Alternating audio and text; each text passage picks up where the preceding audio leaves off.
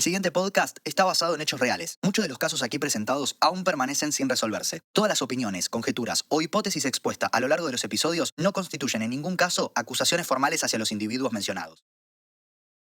El caso Dalmaso es uno de los más enigmáticos que me tocaron cubrir en mi carrera. Es difícil encontrarle una lógica al expediente judicial que se abrió para investigar el crimen de esta mujer.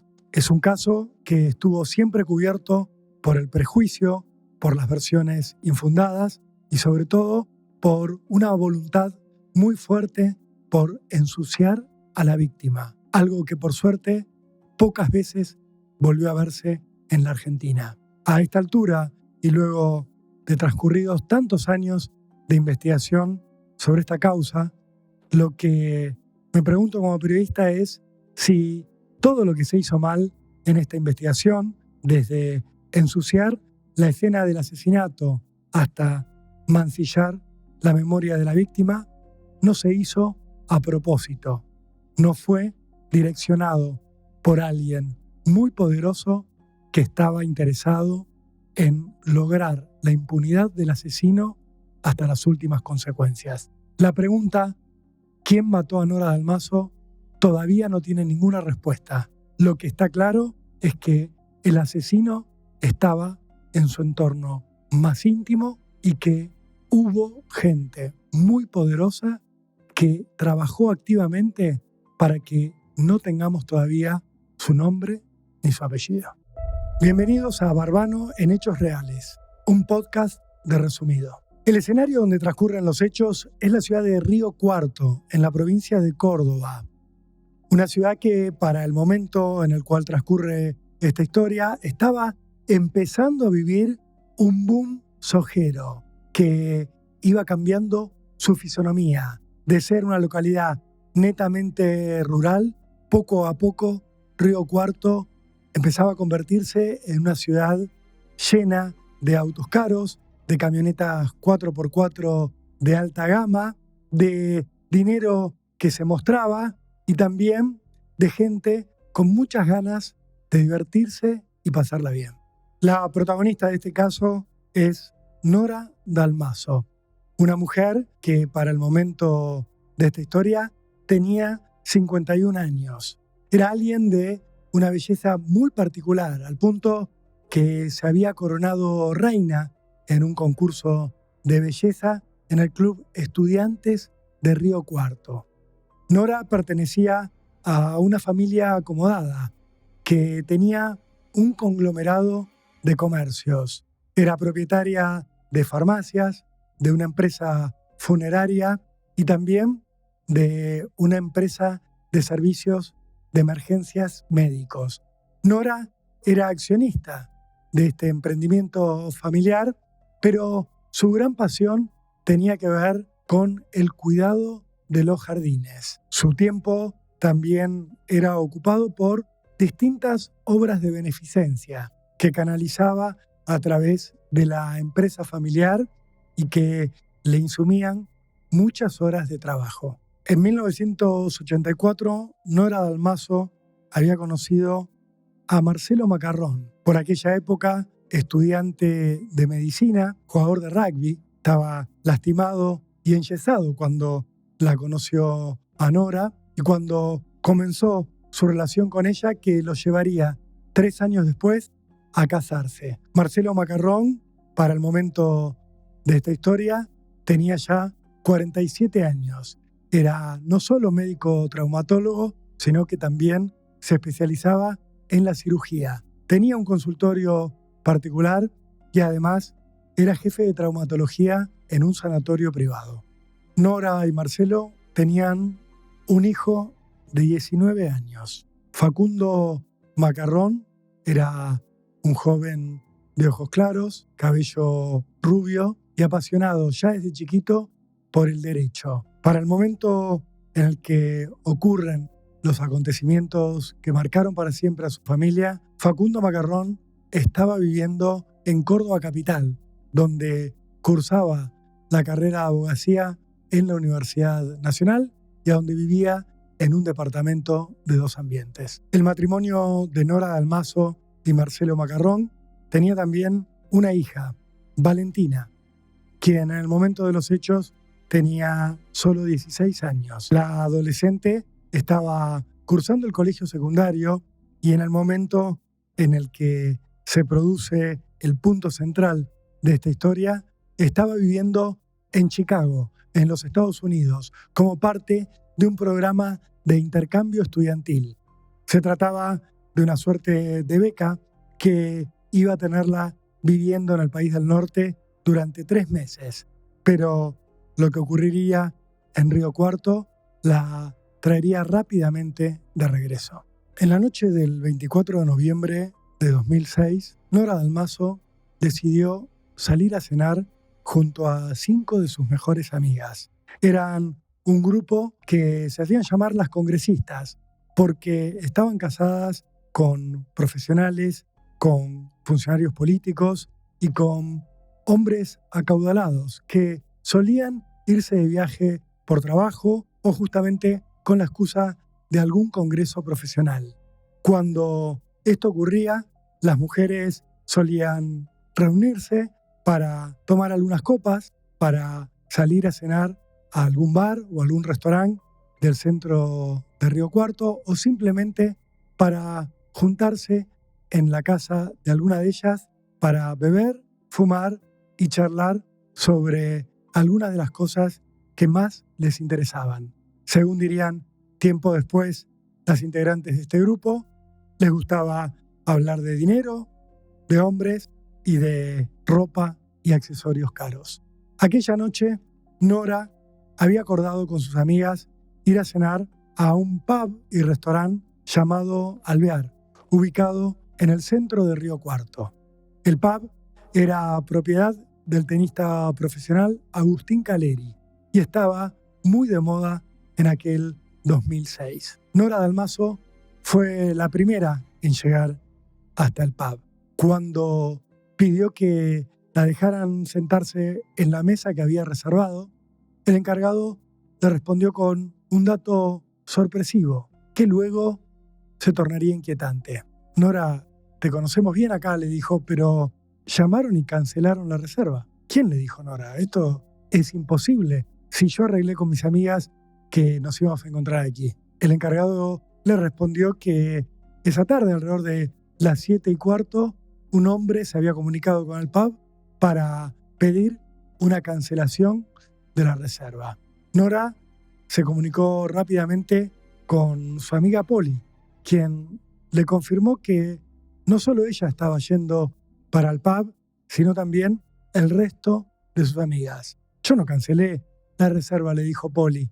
No lo hizo ninguna de las chicas. Estoy yendo para allá. Que no decaiga, le dijo Polly a Nora, la frase que solían usar casi como un código de complicidad. Nora le pidió entonces al encargado que rearmaran la mesa, que les dieran un lugar. Como eran clientas habituales, el encargado lo hizo. Así fueron llegando las distintas integrantes del grupo para disponerse a disfrutar de una cena entre amigas. Una cena que quedaría grabada para siempre en la memoria de todas ellas. La comida empezó apenas pasadas las 10 de la noche. Las 6 mujeres compartieron platos de ravioles de salmón, algunas brochetas, ensaladas y copas de vino, que era una de las bebidas que más le gustaba a las integrantes del grupo. Charlaron y comieron despreocupadas hasta cerca de la 1:30 de la mañana del 25 de noviembre. Para esa hora ya llovía sobre Río Cuarto, pero Nora, su amiga Polly y una tercera integrante del grupo, Rosarito, tenían ganas de estirar un poco la velada. Les gustaba fumar y ya por entonces estaba prohibido hacerlo en lugares cerrados como era el pub Alvear. Por lo cual, estas 3 mujeres decidieron irse hasta la casa que Rosarito tenía en un barrio privado. Cada una agarró su vehículo y se fueron del lugar. Se reencontraron en la casa de Rosario, a donde la dueña de casa, que les había pedido ir hacia su hogar porque la empleada le había faltado y tenía a sus hijos solos, abrió una botella de champán Pommery, otra de las bebidas favoritas de este grupo de mujeres. Las tres brindaron, fumaron y charlaron hasta cerca de las 2 de la mañana.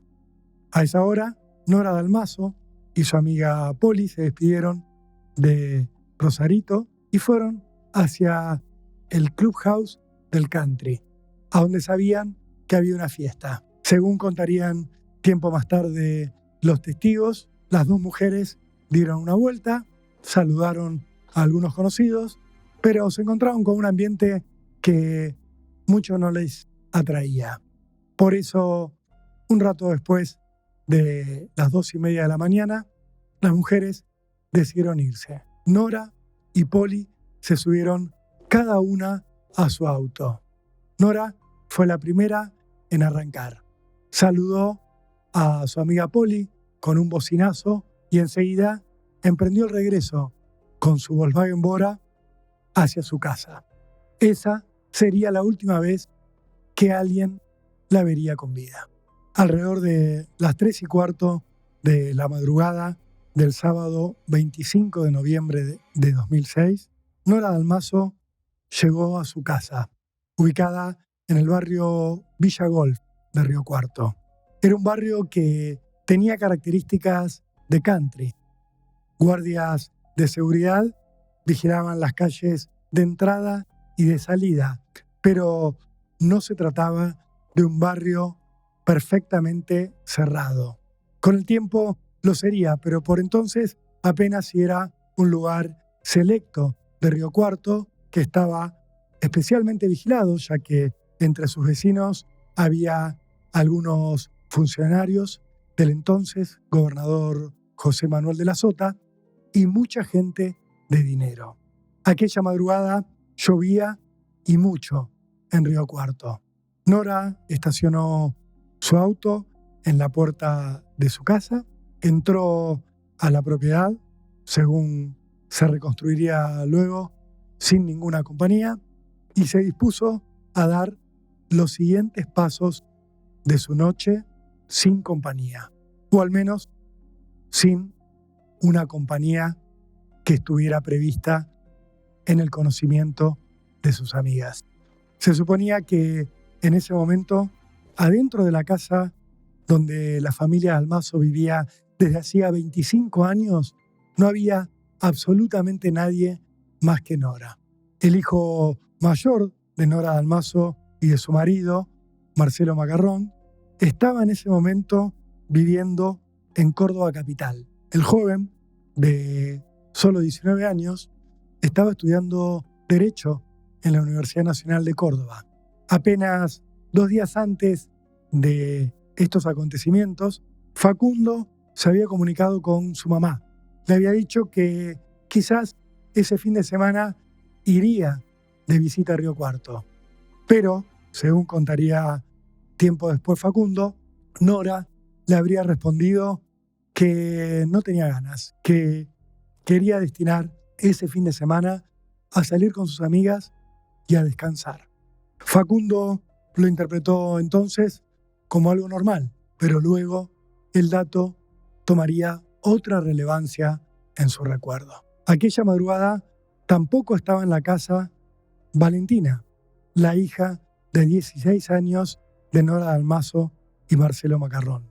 La adolescente se encontraba entonces en Chicago, en los Estados Unidos, a donde había viajado como parte de un intercambio estudiantil de su colegio secundario.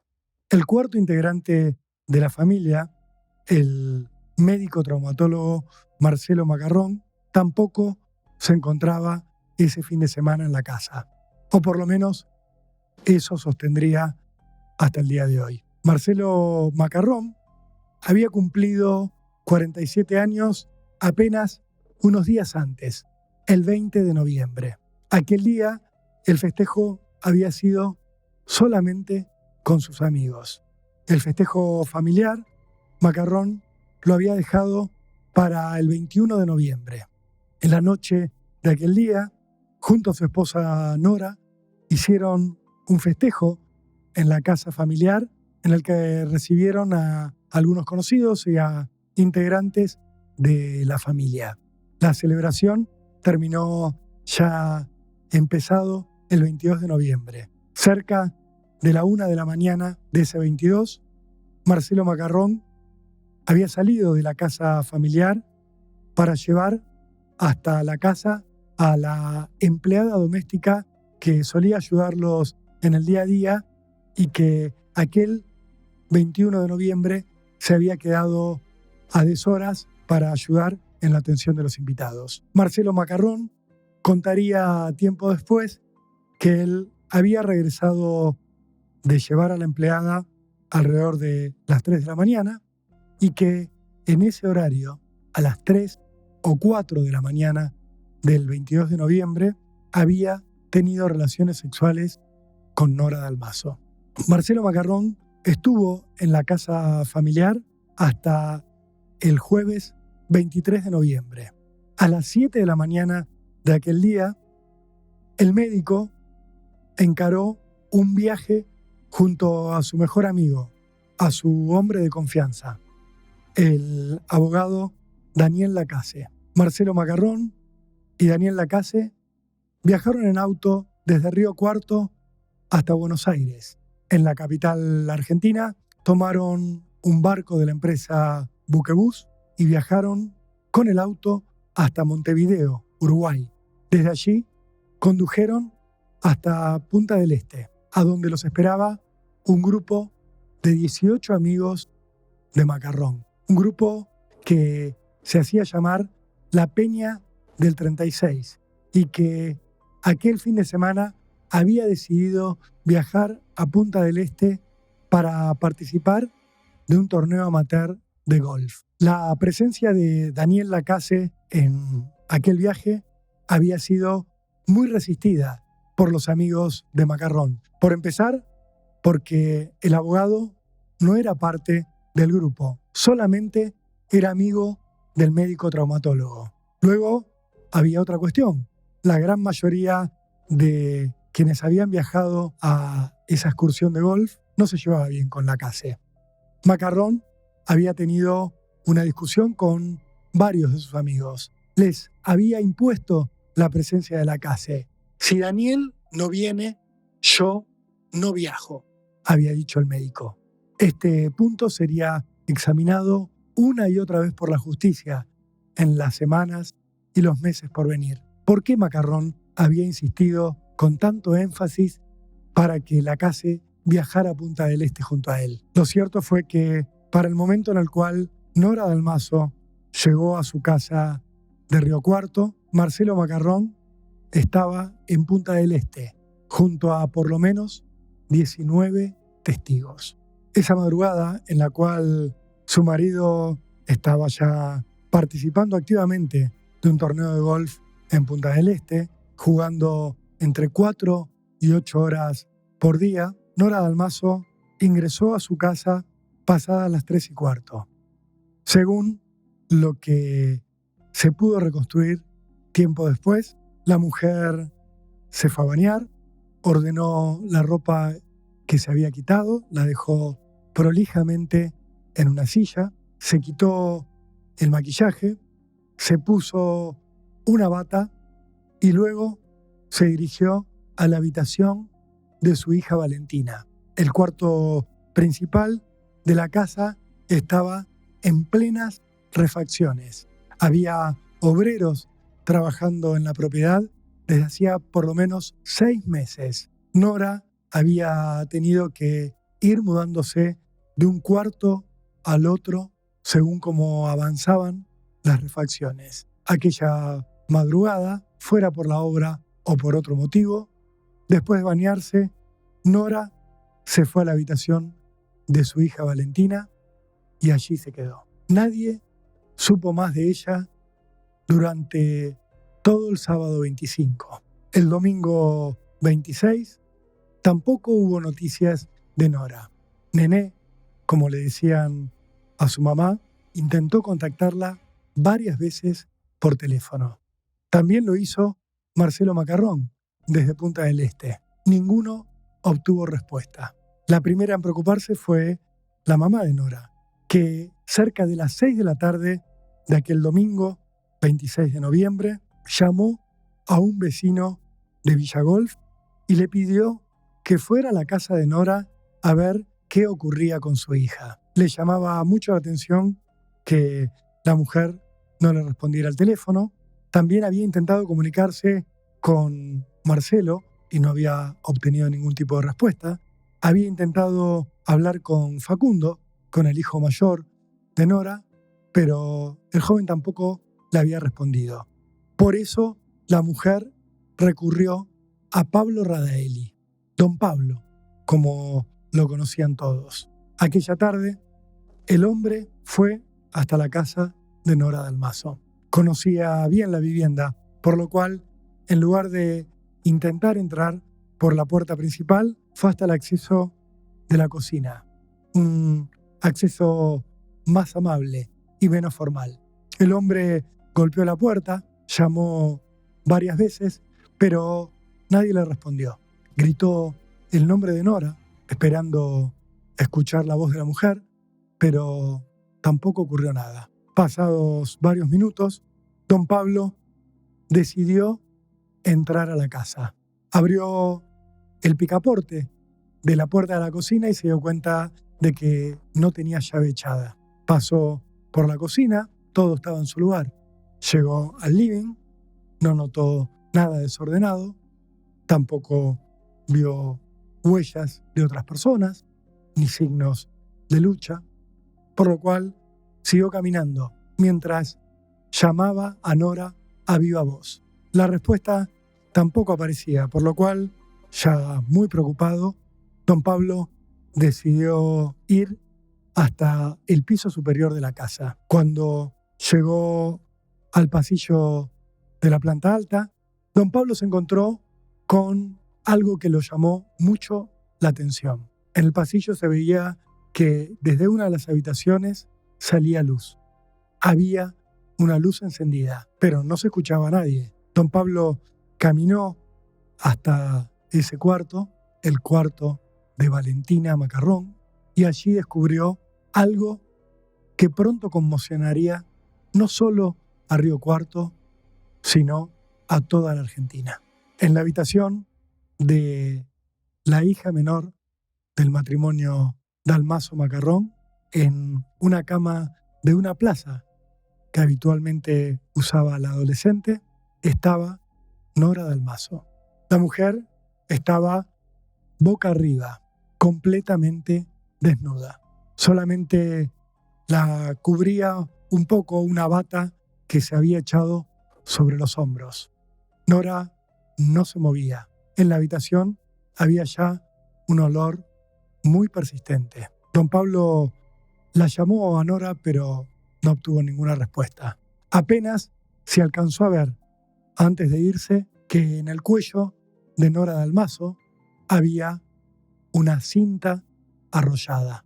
Era una cinta de toalla, la cinta que Nora utilizaba para cerrarse la bata, que alguien le había atado con todas sus fuerzas alrededor del cuello. Don Pablo salió corriendo del lugar, impactado, horrorizado por la escena del crimen que acababa de visitar. El hombre fue de regreso a su propia casa. Habló con su hijo, le contó lo que había visto y juntos llamaron al guardia de seguridad del barrio. Este hombre, de inmediato, se comunicó con la policía. Nora Dalmazo estaba muerta y la noticia ya empezaba a circular por los teléfonos de las personas más importantes de Río Cuarto. En cuestión de minutos, la policía estaba dentro de la casa de Nora Dalmazo. A los primeros policías pronto lo siguieron varios vecinos. También se sumaron amigos de la familia, familiares de Nora e incluso el cura de Río Cuarto. Todos se metieron no solo en la casa de Nora, sino también adentro de la habitación a donde don Pablo había encontrado su cadáver. En total serían 23 personas las que recorrerían esa escena del crimen. Personas que quizás sin saberlo, quizás por decisión de alguien, lo que harían sería contaminar de manera decisiva la escena del asesinato. Una manada de búfalos hubiera provocado menos daño que el tránsito de estas personas por la habitación donde habían asesinado a Nora Dalmazo. El cura incluso agarraría una sábana y cubriría el cuerpo de Nora Dalmazo para tapar su desnudez. Un acto que provocaría que se perdieran decenas y decenas de pruebas clave. Según consignarían los peritos en las actas judiciales que empezaron a escribirse aquella tarde de domingo, en la habitación donde asesinaron a Nora estaba todo absolutamente intacto. El asesino no se había llevado prácticamente nada.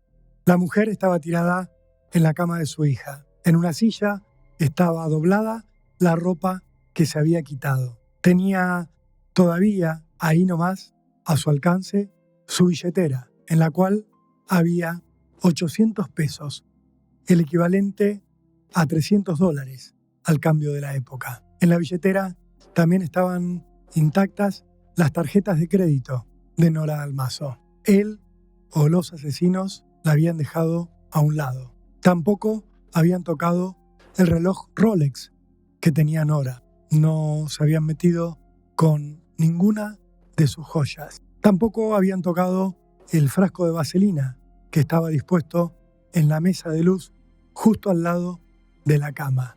Si uno sacaba de la escena el cadáver de Nora, en el lugar no se veían indicios de pelea, tampoco había señales de robo y tampoco había señales de lo único que faltaba en el lugar, el teléfono celular de Nora Dalmazo. Quizás un aparato que podría haber comprometido al asesino. Los investigadores hicieron un relevamiento de la cama donde había aparecido Nora Dalmazo. Levantaron distintos rastros, muestras que luego serían enviadas a un laboratorio para extraer códigos genéticos. Desde aquel entonces y hasta el día de hoy no se hablaría, en el caso de Dalmazo, de otra prueba más relevante que aquella que tenía que ver con el estudio de las muestras genéticas levantadas en la escena del crimen. Los peritos recogerían pruebas de las sábanas que estaban debajo del cadáver, de la bata que cubría parte del cuerpo de Nora, de la cinta que tenía arrollada alrededor de su cuello y también del interior de su cuerpo. La gran pregunta a partir de entonces fue: ¿a quién pertenece ese código genético? Los peritos dejaron trascender prácticamente de inmediato que Nora Dalmazo había tenido relaciones sexuales en los instantes previos a su homicidio. La gran pregunta que se abriría después sería si aquellas relaciones sexuales habían sido consentidas, habían sido simplemente violentas como parte de un juego erótico, o si, por el contrario, se había tratado de una violación. Pero en ese primer momento, lo único que atrapó la atención de los investigadores, de los familiares de Nora, de sus amigos y de toda la prensa de la Argentina fue el hecho de que a Nora la habían asesinado cuando estaba desnuda e inmediatamente después de haber tenido sexo, en un momento en el cual su marido se encontraba en otro país. O al menos eso sostendría durante todo el tiempo que siguió al momento del hallazgo. Según la versión que él mismo daría a los investigadores, Marcelo Macarrón se enteró del asesinato de su esposa cuando estaba en el auto de su amigo Daniel Lacase, acompañado por el hermano de quien entonces era asesor del Ministerio de Seguridad de la provincia, Rafael Mañasco. Los tres hombres estaban regresando ya hacia la Argentina cuando llamaron por teléfono al médico traumatólogo y le avisaron que su esposa había sido asesinada. Macarrón estaba, en principio, fuera de las primeras sospechas, pero también parecía estar fuera de los sospechosos de haber tenido relaciones sexuales con Nora Dalmazo justo antes de que la asesinaran. Esto disparó todo tipo de versiones que hay que pensar en otra época de la Argentina, en la cual todavía no había conciencia de lo que significa la violencia contra la mujer, generaron que se empezara a hablar casi en broma de los posibles amantes que habría tenido Nora Dalmazo. En lugar de hablar del asesinato, de los motivos del crimen, de la posible violencia de género que se escondía en esta situación, en los medios y en la opinión pública se especulaba con quién o quiénes habrían sido amantes de Nora Dalmazo. La situación, por aquellos días, llegó a tal punto que algunos decidieron poner en venta remeras que decían «Yo no estuve con Norita», como si se tratara de una broma, como si la vida íntima de la mujer, de la cual nadie tenía información real y concreta, pudiera ser más importante que la resolución de su asesinato. Atento a lo que se decía y a algunos dedos que comenzaban a señalarlo como un posible sospechoso del asesinato, Marcelo Macarrón regresó a Río Cuarto ya en la mañana del 27 de noviembre y fue, en silencio ante la prensa, directamente a la despedida de su esposa. Participó del velatorio, luego estuvo junto a sus hijos en el entierro, hijos que habían llegado de apuro desde Córdoba capital y desde los Estados Unidos, y juntos, lejos de los micrófonos de los medios de comunicación, lloraron a Nora. Macarrón esperó 10 días hasta que habló por primera vez con los periodistas. Apenas empezado diciembre de aquel 2006, el médico traumatólogo se sentó a dar una conferencia de prensa acompañado por su hijo mayor, Facundo, y por su hija menor, Valentina. Allí, Marcelo Macarrón dijo unas palabras que quedarían grabadas para siempre en la memoria de los riocuartenses. Para algunos, sus declaraciones no dejaron de tener cierto tono canallesco. Lo primero que dijo Marcelo Macarrón sobre su esposa asesinada fue plantear la posibilidad de que la mujer le hubiera sido infiel. Si se ha equivocado en los últimos tramos de su vida, la perdonamos totalmente, dijo Marcelo Macarrón. Yo no soy quien para juzgarla, sino que la juzgará Dios. Si hizo algo malo, nosotros la hemos perdonado ya. Nunca me dio ningún indicio de infidelidad. Si se comprueban las actitudes que ha tenido en los últimos tramos de su vida, yo creo que algo le ha ocurrido en su cabeza, dijo Marcelo Macarrón, aludiendo a algún problema psicológico que pudo haber tenido su esposa. Yo lo que lamento de todo esto, señaló Macarrón, es que como médico no me di cuenta de que algo le pasaba a Nora y que podría haberla ayudado. Quienes lo escuchaban se preguntaron, nos preguntamos, ¿por qué plantear y poner en primer plano las posibles infidelidades que habría cometido Nora Dalmazo, en lugar de hacer un reclamo abierto para que hubiera justicia? De hecho, según establecería tiempo después la justicia, quien por entonces habría tenido una amante fija era el propio Marcelo Macarrón. De Nora Dalmazo se dirían muchas cosas, pero serían pocas las que se comprobarían y muchas menos las que tendrían una vinculación probada con lo que le habían hecho. Porque Aunque pareciera algo secundario en aquel momento, hay que destacar que la única víctima en todo esto era Nora Dalmazo. Los medios y la justicia por aquel momento parecían olvidarlo. Iban detrás de una suerte de cacería de amantes. Si al momento del asesinato Marcelo Macarrón estaba en Punta del Este y si la víctima había tenido relaciones sexuales, ¿quién era ese amante? ¿Acaso era un hombre capaz de asesinarla? Desde el mismo entorno de Nora empezaron a hablar por aquellos días de un abogado en particular, de Rafael Mañasco, un hombre que estaba casado, que era asesor del Ministerio de Seguridad Provincial y que tenía una relación amistosa con la familia Macarrón.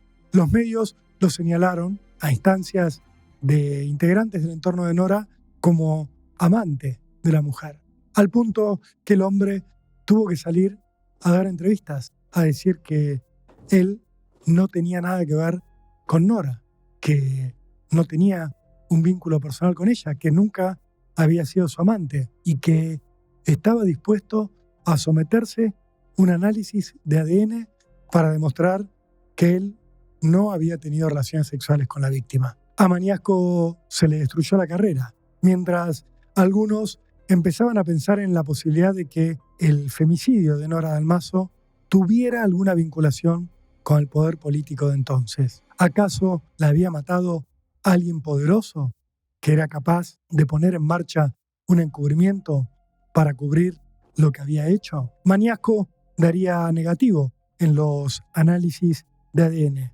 pero eso no impediría que se siguiera hablando de posibles amantes de Nora Dalmazo. Se llegó a mencionar una lista de 8 hombres diferentes. Además de Mañasco, se habló de otro amigo de la familia, del empresario ganadero Miguel Rohrer, apodado El Francés, un hombre que de inmediato aseguraría que aquel fin de semana él no se encontraba en Río Cuarto, que estaba en Buenos Aires. Tendría igual que salir a dar explicaciones antes de que los medios y la justicia, encarnada en la figura del fiscal Javier Di Santo, buscaran a un nuevo posible amante de Nora Dalmazo. Así, los investigadores empezaron a agitar el nombre de otra persona, de un hombre llamado Guillermo Albarracín, quien tenía una relación con Nora y quien se presentaría ante los investigadores para admitir que se había acostado en alguna ocasión con la mujer.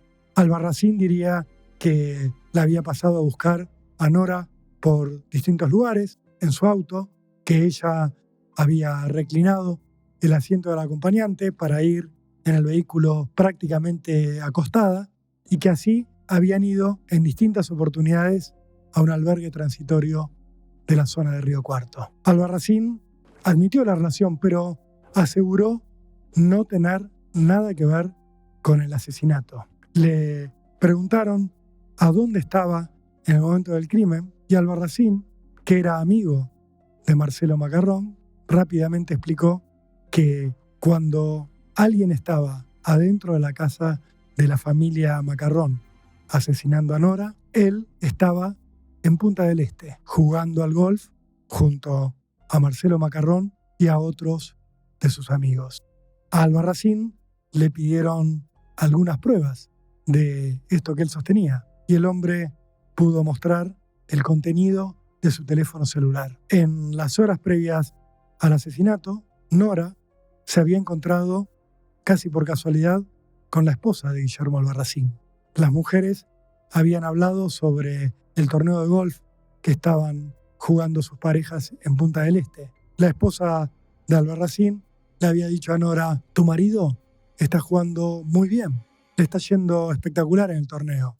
En cambio, al mío le va muy mal, no pega una. Nora le había escrito mensajes de texto a Guillermo Albarracín. ¿Cómo te está yendo, Angelito, en el torneo?, le había preguntado. Muy mal, le había respondido Albarracín. Nora le había contestado: mal en el juego y en el amor, y yo acá solita. Nora también le había enviado mensajes de texto a su marido. «Sos el mejor, mi amor», le había escrito a Macarrón. El médico, según mostraría en su celular a la justicia, le había respondido: «Te extraño, mi reina». Este cruce de mensajes le daría a los investigadores dos indicios muy fuertes. Uno, que Guillermo Albarracín era el único hombre que comprobadamente había tenido una relación extramatrimonial con Nora, pero que estaba fuera de toda sospecha. El otro punto tenía que ver con que Marcelo Macarrón no solo había estado por aquellas horas en Punta del Este jugando al golf con decenas de testigos, sino que incluso había intercambiado mensajes amorosos con su esposa. ¿Acaso había un tercer hombre que había visto cómo Nora recibía alguno de estos mensajes, se había puesto celoso y la había asesinado en medio de un encuentro clandestino en la casa familiar? ¿O quizás quien se había enterado de esos mensajes era Marcelo Macarrón y el médico había decidido mandar a matarla para terminar con esas infidelidades que él conocía? Los investigadores comenzaron a hacerse estas preguntas, pero también se preguntaron si no era posible que Marcelo Macarrón hubiera regresado de forma oculta y secreta durante su estadía de Punta del Este, durante su estadía en Punta del Este, hubiera estado por unas horas en Río Cuarto, las suficientes para tener relaciones sexuales con su esposa, para asesinarla y regresar sin que nadie lo viera hasta Punta del Este y continuar así con el partido de golf. Los investigadores se pusieron a reconstruir los pasos de Marcelo Macarrón en Punta del Este. Determinaron que aquel viernes había jugado al golf durante 4 horas, durante la mañana. Luego había almorzado en el club de golf y había continuado la jornada deportiva a lo largo de la tarde. A las 18:47 de aquel viernes 24 de noviembre, Nora lo había llamado. Según diría después Macarrón, la mujer le había dado la noticia de que esa noche iría a cenar al restaurante Alvear junto a sus amigas. Casualidad o no, unos 20 minutos después de aquella llamada, alguien se había comunicado con el pub Alvear para suspender la reserva que Nora había hecho junto a sus amigas. En la noche de aquel viernes, mientras Nora estaba en el pub Alvear junto a las congresistas, Marcelo Macarrón había estado cenando con su grupo de amigos en un bar-restaurante de Punta del Este. El grupo había estado allí hasta cerca de las 3 de la madrugada del sábado, el horario en el cual Nora Dalmazo había regresado sola a su casa de Río Cuarto. Macarrón diría luego que a las 3 de la mañana parte del grupo decidió irse al casino, pero él y su amigo Daniel Lacase se habían ido a dormir al departamento en el cual estaban parando. En la mañana del sábado, según reconstruyeron los investigadores, Macarrón estuvo otras 4 horas jugando al golf en el club. Almorzó en el lugar y por la tarde continuó con su torneo deportivo. Según se sabría mucho después, ese día Macarrón había tenido un desempeño extraordinario.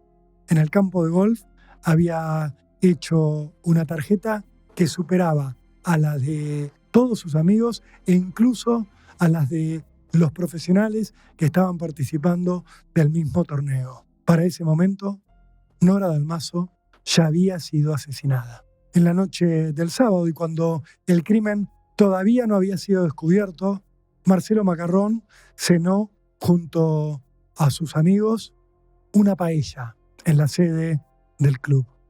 Estuvieron juntos hasta las primeras horas de la madrugada del domingo y luego Macarrón y Lacase se fueron otra vez a dormir, aún más temprano que el día anterior. Al día siguiente tenían que encarar el regreso en el cual recibirían la llamada que anunciaba el asesinato de Nora Dalmazo. El fiscal Javier Di Santo no parecía tener por dónde avanzar en la pista que podía conducir hacia Marcelo Macarrón. El funcionario judicial tomó las muestras de ADN que se habían recogido en la escena del crimen y las envió al Centro de Genética de la provincia de Córdoba, el CEPROCOR. También la policía cordobesa haría un análisis de aquellas muestras que finalmente terminarían siendo enviadas al FBI en los Estados Unidos. Mientras esperaba estos resultados y mientras en Córdoba se empezaba a hablar de la posibilidad de que Marcelo Macarrón hubiera sido testaferro de algún político poderoso y que el crimen tuviera alguna vinculación con esto, o bien que Nora hubiera tenido entre sus relaciones, quizás como amante, a algún funcionario del gobierno cordobés de entonces, el fiscal Di Santo tomó una decisión sorpresiva. Enterado de que en la casa de la familia Macarrón había obreros trabajando desde hacía al menos 6 meses, el fiscal Di Santo le apuntó directamente a uno de los albañiles. Se trataba del pintor Gastón Zárate, quien en aquel momento tenía 28 años, estaba haciendo un curso para convertirse en electricista y que estaba en pareja con una mujer que estaba embarazada, que estaba esperando a su hijo. De manera casi caprichosa, Di Santo envió a la policía a detener al albañil Gastón Zárate. Lo hizo llevar detenido a la comisaría y de allí lo envió a un penal, mientras daba a conocer a los periodistas que el crimen de Nora Dalmazo ya tenía un sospechoso. Era febrero de 2007 y el caso seguía estando en las primeras planas de todos los diarios de la Argentina. La noticia que dio entonces Javier Di Santo fue que el pintor Gastón Zárate había visto que Nora Dalmazo tenía pertenencias de cierto valor, que se había tentado mientras trabajaba en su casa y que aquella madrugada de sábado la había esperado en el interior de la vivienda. Allí, sostuvo el fiscal Di Santo, había sorprendido a Nora Dalmazo, la había violado y luego la había asesinado.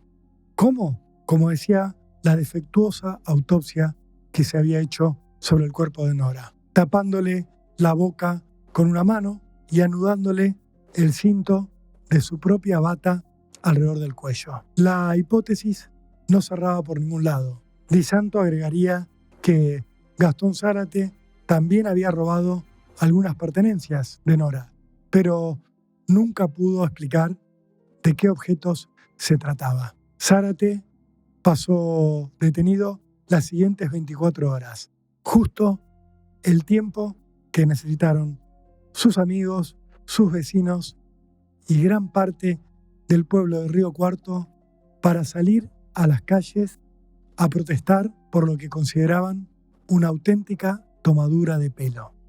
La marcha, de la que participaron más de 2.000 personas, se haría conocida como la Marcha del Perejilazo. Han detenido a un perejil. Nos quieren engañar, decían los manifestantes, que se mostraban con ramitas de perejil en sus manos para graficar lo que creían que estaba pasando. La presión popular y la ausencia casi total de pruebas llevaría al fiscal Di Santo a otorgarle la libertad a Gastón Zárate apenas 24 horas después de haberlo detenido. El pintor no tenía absolutamente nada que ver con el asesinato de Nora, pero igualmente estaría técnicamente imputado en el expediente judicial hasta entrado el año 2011. La investigación ya bordeaba el escándalo. Llegaba a mediados de 2007 y los investigadores todavía no tenían una respuesta clara a lo que había ocurrido. Por aquel entonces llegó a la Fiscalía de Di Santo un primer informe del laboratorio genético. Los peritos le decían a la justicia que entre las muestras que se habían recogido en la escena del asesinato de Nora había rastros del código genético de la familia Macarrón. Los peritos dirían que había restos genéticos del linaje Macarrón en la cinta de la bata que estaba alrededor del cuello de Nora, en el cuerpo de la mujer e incluso en las sábanas que había debajo del cadáver. El fiscal Di Santo quedó entonces enfrentado a la necesidad de determinar de qué Macarrón estaban hablando los peritos. Los investigadores forenses le indicaron al fiscal que no podían establecer cuál era el código genético completo porque las muestras estaban muy degradadas. El paso de esas 23 personas por la escena del crimen no había sido gratuito. Por eso era solamente potestad del fiscal ponerle el nombre de pila a ese apellido que ellos habían identificado. Di Santo diría después que primero pensó en Marcelo Macarrón, pero un elemento lo llevó a descartarlo. No solo el hombre decía haber estado y podía probar mediante testigos que había estado en Punta del Este al momento del crimen, sino que además el médico había contado que había tenido relaciones sexuales con Nora Dalmazo apenas unas pocas horas antes de su partida rumbo a Punta del Este. Se empezó a especular en distintos lugares, incluso en los medios de comunicación, sobre cuánto tiempo podía permanecer activa, útil y explorable una muestra de ADN correspondiente a una relación sexual ocurrida días antes de que se cometiera un asesinato. Algunos especialistas dijeron que era posible que lo que se había encontrado en el cuerpo de Nora tuviera directamente que ver con aquellas relaciones sexuales que la mujer había mantenido con su esposo antes de su partida a Punta del Este. Otros dijeron que esto era imposible. Incluso esta posibilidad estaba confirmada de alguna manera por lo que declaraba la empleada doméstica de la familia. Esta mujer le había dicho a los investigadores que ella había cambiado las sábanas de la cama de Valentina Macarrón el día antes al asesinato de Nora, cuando Marcelo Macarrón ya se había ido a Punta del Este. Lo recordaba bien porque había sido Nora quien le había dicho que ella tenía que dormir en ese cuarto porque el dormitorio principal estaba inhabitable. Con esta duda y estos elementos contradictorios, el fiscal Di Santo decidió dejar de lado a Marcelo Macarrón. Podría haber avanzado hacia Félix Macarrón, el papá de Marcelo, el suegro de Nora, pero por su edad y por la coartada que tenía, que era que había estado durmiendo a la hora del asesinato, también decidió dejarlo a un costado. Lo que hizo entonces el fiscal Di Santo fue imputar a Facundo Macarrón, el hijo de Nora, por el asesinato de su madre. De manera totalmente inesperada, el fiscal Di Santo aseguró que aquella madrugada del sábado 25 de noviembre, Facundo Macarrón había viajado de Córdoba capital hacia la casa familiar de Río Cuarto, había tenido relaciones sexuales con su propia madre y que luego la había asesinado para regresar de manera clandestina a Córdoba capital y seguir adelante con su vida aparentando que nada había ocurrido. La imputación generó un nuevo escándalo mediático. Facundo Macarrón, quien siempre había demostrado públicamente su dolor y su tristeza por el asesinato de su mamá, se vio obligado a salir a hablar con los medios, a hablar de algo que él no quería y que tenía que ver con su más estricta intimidad. Mientras los abogados le aseguraban que no se preocupara por la imputación penal porque realmente no tenía ningún asidero, Facundo se vio obligado a enfrentar a los medios para contar algunas cuestiones que él hubiera preferido mantener en reserva, por lo menos ante los ojos de la opinión pública. Facundo tuvo que contar que aquella noche él no había estado en Río Cuarto, que él había estado en Córdoba capital y que quien podía dar fe de esto era su novio. Facundo y su novio habían estado aquella madrugada en un boliche gay. Facundo nunca se lo había dicho a nadie fuera de su propia familia que tenía una pareja de su mismo sexo.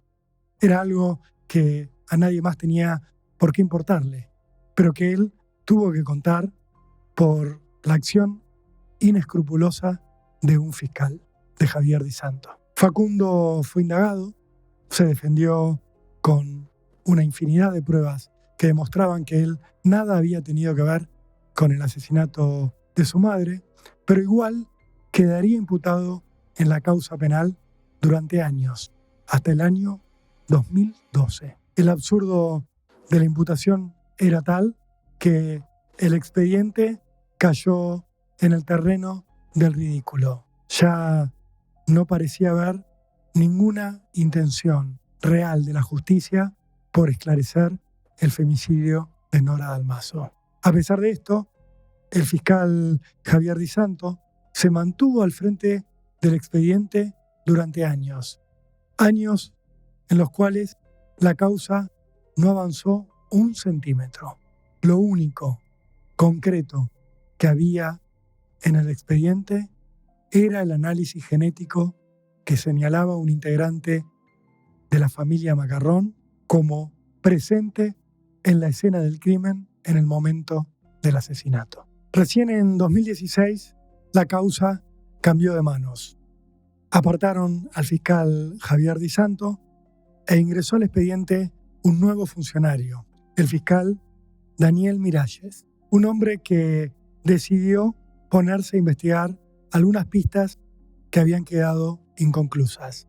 Lo primero que hizo Miralles fue escuchar a la familia de Nora, que le hablaba con insistencia de la posibilidad de que Miguel Rohrer, el francés, aquel amigo de Marcelo Macarrón, hubiera tenido algo que ver con el asesinato de Nora. Miralles terminaría descartando esta posibilidad, dado que Rohrer tenía pruebas de que había estado en Buenos Aires al momento del asesinato. Descartada esta posibilidad, Miralles volvió sobre aquella línea de investigación que el fiscal Di Santo nunca había explorado a fondo, la posibilidad de que el asesino de Nora fuera su marido, Marcelo Macarrón. Miralles no parecía tener otro lugar hacia donde ir. A Rohrer le había hecho un ADN y le había dado negativo respecto al cuerpo de Nora. Macarrón era el único que parecía tener algún vínculo genético con la escena del crimen.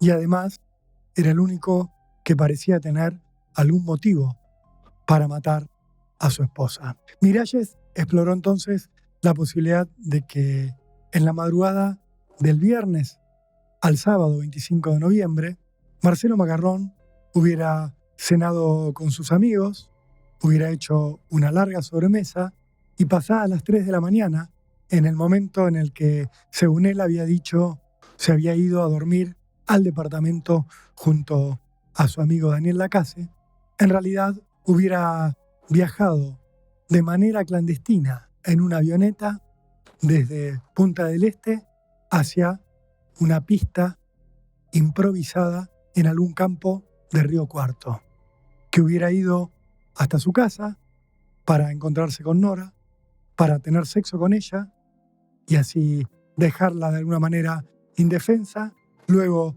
asesinarla, regresar hasta aquella pista clandestina y volver a Punta del Este en un vuelo secreto para, al día siguiente, después de haber asesinado a su esposa, continuar con el torneo de golf, tener una jornada deportiva brillante y llegar a un resultado que a todos había sorprendido y que al fiscal también le parecía sospechosa: la victoria en el torneo de golf, conocida el domingo 26 de noviembre, apenas unas horas antes de que se hallara el cadáver de Nora.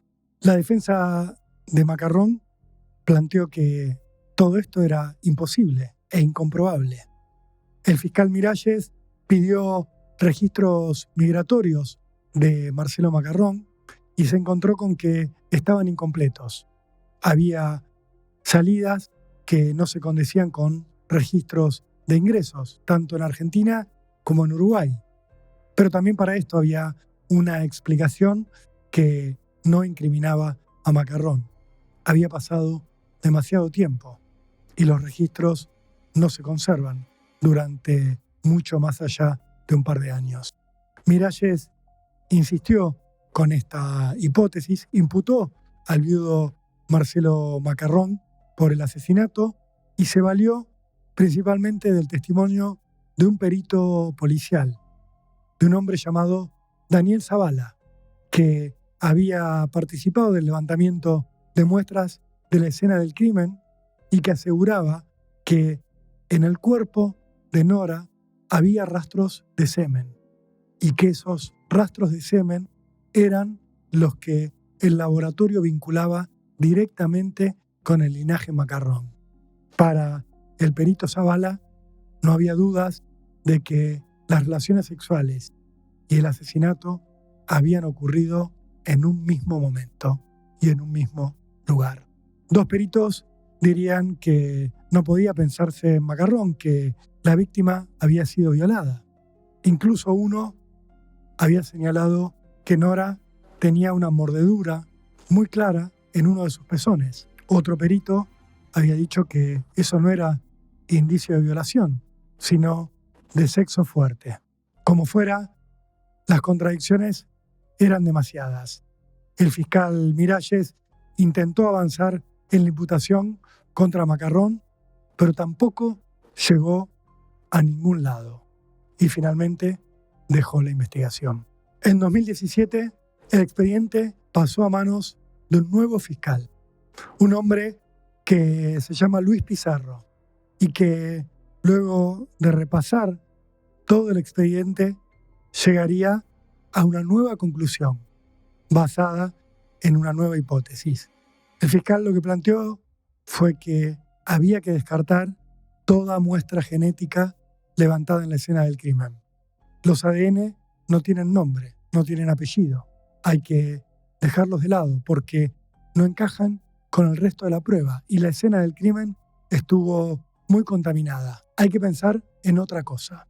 Pizarro hizo una investigación patrimonial de la familia Macarrón Dalmaso y llegó a la conclusión de que Marcelo Macarrón habría sido testaferro de personajes mucho más poderosos que él, que Nora Dalmaso estaba planeando divorciarse de él, que incluso se lo había dicho a alguna de sus amigas y que Macarrón no podía permitir eso. Por un lado, porque su supuesto rol de testaferro podía llegar a quedar en evidencia.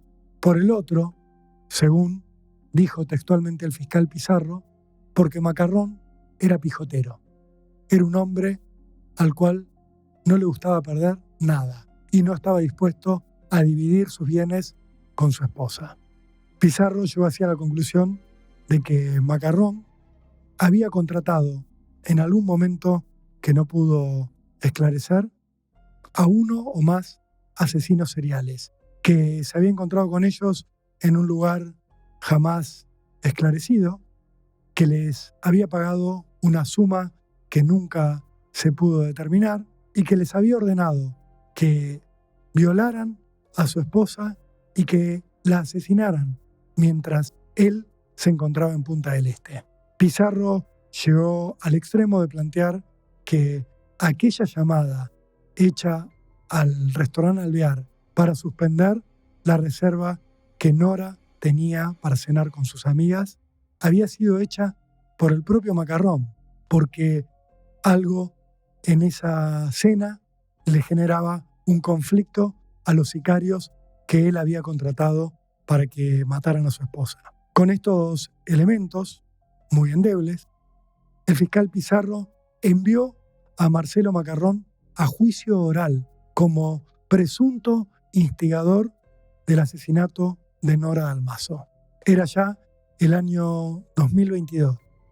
Marcelo Macarrón se presentó ante el juicio con muchas ganas de que se hiciera rápido y de que el jurado popular que tenía que evaluarlo llegara en poco tiempo a un veredicto. Macarrón sabía que no había forma de que probaran esa teoría que había esbozado el fiscal Pizarro. Su defensa planteó, a partir del testimonio de los hijos de Nora, que si había algún sospechoso en el cual pensar, ese era el francés Miguel Rohrer. Esto no convencería tampoco al jurado popular, pero les daría lo que siempre se requiere en un juicio donde hay un solo acusado, una hipótesis alternativa que planteara una duda razonable. Finalmente, Marcelo Macarrón fue sobreseído de culpa y cargo en el juicio por el asesinato de Nora Dalmazo. La justicia lo declaró inocente y la causa quedó así prescripta para siempre. Por el tiempo que transcurrió desde el crimen de Nora, ya no hay plazos legales posibles para imputar a un nuevo sospechoso. Terminado el juicio en su contra, Marcelo Macarrón y sus hijos pidieron públicamente que la justicia hiciera un nuevo esfuerzo para darles una respuesta sobre quién había matado a Nora Dalmazo. La justicia, envuelta ya en un papelón indisimulable, resolvió, una vez que terminó aquel juicio, designar a un nuevo fiscal, el séptimo que tendría el caso Dalmazo. A este funcionario, Pablo Jávega, le encomendaron hacer un juicio por la verdad, tratar de llegar a una verdad histórica, aunque no pudiera procesarse a nadie por el asesinato de Nora. Jávega decidió volver sobre lo encontrado en la escena del crimen. Tomó la cinta de la bata que envolvía el cuello de Nora y encontró un informe que decía que allí no solo había una muestra del linaje Macarrón, sino que había otra muestra de ADN a la que nunca se le había podido poner un nombre y mucho menos un apellido. Por todo lo que ya se había hecho en la causa, el fiscal Jávega descartó la prueba genética que hablaba del linaje Macarrón y se dedicó desde entonces a hacer análisis genéticos a personas que pudieron haber estado en aquella escena del crimen para descartar o eventualmente confirmar que el ADN fuera de ellos. El caso Dalmazo, más allá de las pruebas que se puedan hacer a partir de la nueva investigación que se abrió, quedó definitivamente impune. La justicia nunca explicó por qué no se investigó a fondo a Marcelo Macarrón. Tampoco explicó por qué no se intentó avanzar en la posibilidad de que el rastro genético encontrado en el cuerpo de Nora tuviera algún tipo de relación con Félix Macarrón, su suegro. ¿Acaso había alguna explicación para que ese rastro perteneciera a este hombre y hubiera terminado en el cuerpo de Nora?